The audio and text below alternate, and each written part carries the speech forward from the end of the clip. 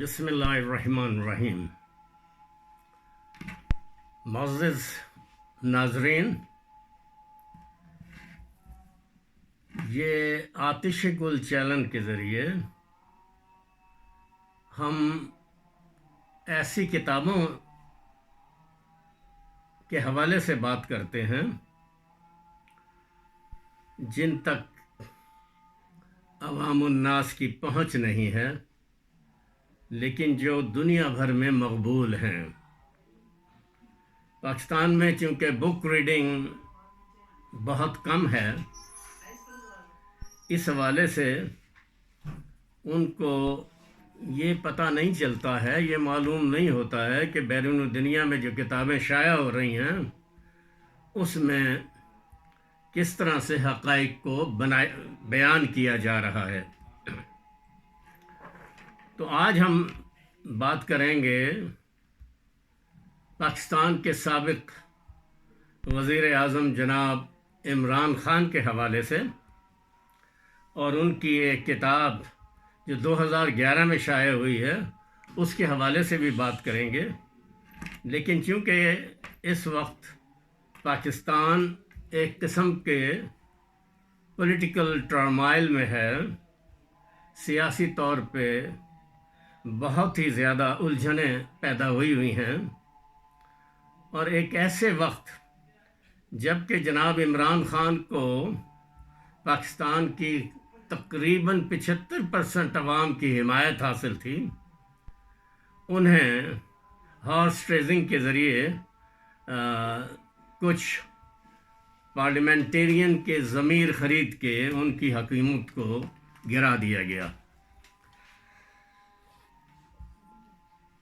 اس کے بعد چونکہ موجودہ حکومت مسلسل یہ محسوس کر رہی ہے کہ ان کی حکومت کو عمران خان سے خطرہ ہے، تو اب توشہ خانے کے حوالے سے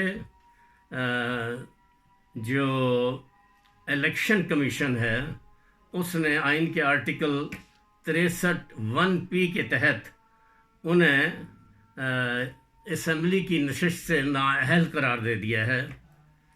حیرانی کی بات ہے کہ ایک ایسی نشست سے انہیں بے دخل کیا گیا ہے جس پر وہ 6 مہینے قبل ہی مستعفی ہو چکے ہیں۔ تو یہ صورتحال جو ہے بظاہر ایسا ہی محسوس ہوتا ہے کہ یہ فیصلہ جو ہے یہ متنازع ہے۔ اس حوالے سے کیونکہ اس کے بارے میں جو پاکستان کے اور خاص طور پہ بیرونی دنیا میں بھی جو آئین اور قانون کے جاننے والے ہیں وہ اسے متنازع فیصلہ قرار دے رہے ہیں۔ پاکستان میں اگر دیکھا جائے تو سابق چیف جسٹس جناب ثاقب نثار اور اس کے ساتھ ساتھ پیپلز پارٹی کے سینئر قانون دان بیرسٹر اعتزاز احسن، اسی طرح شریف فیملی کے جو مقدمات میں پیش ہوتے رہے ہیں، راجہ اکرم سلمان اکرم راجہ، یہ ان سب کا شمار سینئر قانون دانوں میں ہوتا ہے۔ انہوں نے اسی حوالے سے بات کی ہے کہ یہ الیکشن کمیشن نے اپنے آئینی اور قانونی اختیارات سے تجاوز کیا ہے، کیونکہ یہ ان کا اختیار ہی نہیں ہے، یہ اختیار تو سپریم کورٹ کا ہے، اور اگر وہ اسے ملانا چاہ رہے ہیں جناب نواز شریف کے فیصلے سے، تو نواز شریف صاحب کا فیصلہ تو ایک بڑے بینچ نے، سپریم کورٹ کے بڑے بینچ نے کیا تھا۔ اس حوالے سے یہ بھی کہا جا رہا ہے کہ میں تھوڑا سا یہ بتا دوں، جو سابق چیف جسٹس جناب ثاقب نثار صاحب کہتے ہیں کہ الیکشن کمیشن ایک انتظامی ادارہ ہے جس کا یہ اختیار نہیں ہے کہ وہ آرٹیکل 63(1) کے تحت نااہلی کا فتویٰ دے سکے۔ تو یہ صورتحال جو ہے، چونکہ اب اس کو چیلنج کیا گیا ہے اسلام آباد ہائی کورٹ میں، اور اس پہ جو سماعت ہے وہ پیر کو شروع ہوگی، تو اس لیے ہم اس پہ زیادہ گفتگو نہیں کریں گے، بلکہ یہ جاننے کی کوشش کریں گے کہ عمران خان ہیں کون. کیونکہ عمران خان جو پاکستانی عوام کے نالج میں آئے تھے وہ کرکٹ کے حوالے سے آئے تھے، اور انہوں نے زیادہ تر لندن میں ہی پڑھا ہے اور وہیں پر انہوں نے کرکٹ کھیلی ہے. اور ان کا نام اس حوالے سے بھی اہم ہے کہ ورلڈ کپ میں پہلی مرتبہ عمران خان کی قیادت میں پاکستان نے کامیابی حاصل کی.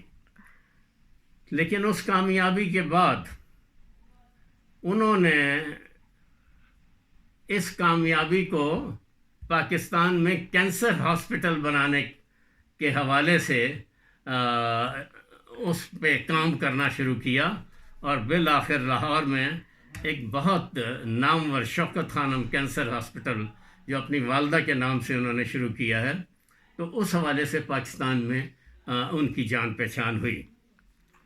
ان کے بارے میں یہ کہنا کہ وہ اب صادق اور امین نہیں ہیں، تو یہ فیصلہ تو سپریم کورٹ ان کے بارے میں کر چکی ہے کہ عمران خان صادق اور امین ہیں، کیونکہ وہ واحد سیاسی لیڈر ہیں جو اپنی تمام جو کرکٹ میں اور اس کے علاوہ انہوں نے باہر رہتے ہوئے جتنی بھی ان کی آمدنی تھی وہ ساری قانونی ذرائع سے بینکوں کے ذریعے پاکستان لائے ہیں، اور پاکستان سے باہر ان کی کوئی جائیداد نہیں ہے.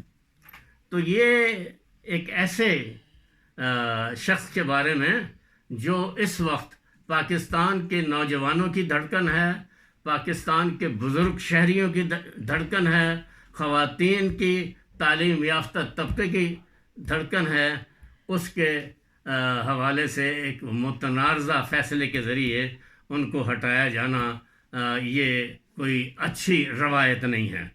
تو میں ان کی کتاب کے حوالے سے، کیونکہ عمران خان جن کی ابتدائی شہرت کوئی پلے بوائے کی حیثیت سے تھی جب وہ کرکٹ میں تھے، لیکن یہ میں آپ کو بتاتا چلوں کہ اب وہ چونکہ ریاست مدینہ کی بات کرتے ہیں اور حضور صلی اللہ علیہ وآلہ وسلم کی بات کرتے ہیں، تو یہ جو چیز ہے کہ جب انسان کا ذہن پلٹتا ہے تو وہ پھر خدائی خدمتگار بن جاتا ہے.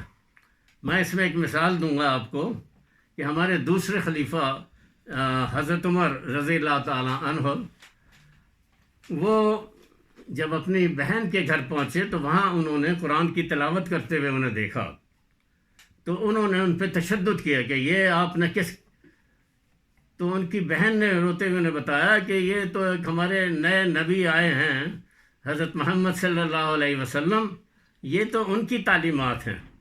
تو وہ غصے میں تلوار نکال کے حضور کی مجلس میں پہنچے ہیں. وہاں جو حضور کے جاننے والے بیٹھے تھے مسلمان، ان کو بھی بڑی گھبراہٹ ہوئی کہ یہ ننگی تلوار لے کے کیسے پیسے ہیں. لیکن حضرت عمر کی جب نگاہ حضور صلی اللہ علیہ وسلم پہ پڑی تو ان کا دل ہی تبدیل ہو گیا، اور وہ اسی وقت مسلمان ہو گئے، اور اس کے بعد خلیفہ دوم کی حیثیت تک پہنچے. تو یہ اللہ تعالیٰ جس کے دل میں ڈال دے اس سے آپ کوئی انحراف نہیں کر سکتے.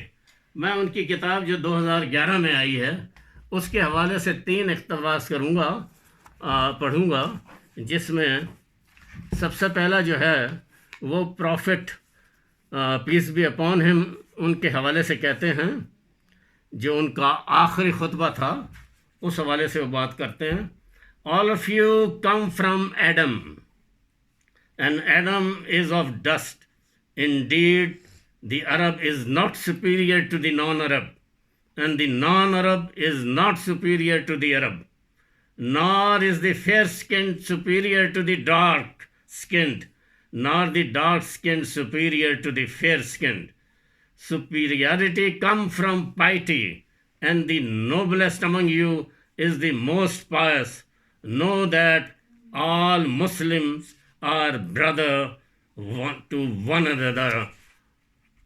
تو یہ ان کی جو انہوں نے آخری خطبے کی حضور کی مثال دی ہے.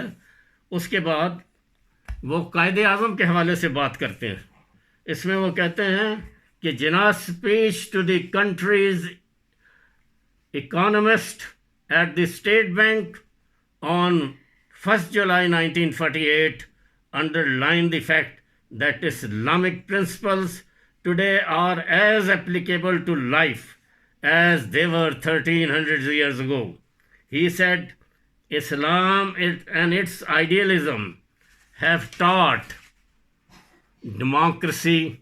Islam has taught equality, justice and fair play to everybody. اور تیسری اس میں وہ بات کرتے ہیں پاکستان کے حوالے سے جو انہوں نے اقتدار میں آنے کے بعد بھی اصلاحات شروع کی تھیں.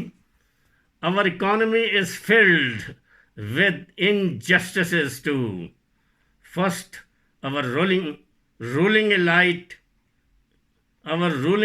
has been totally inhuman and immoral, including with the IMF, crushing the poor to service our debts.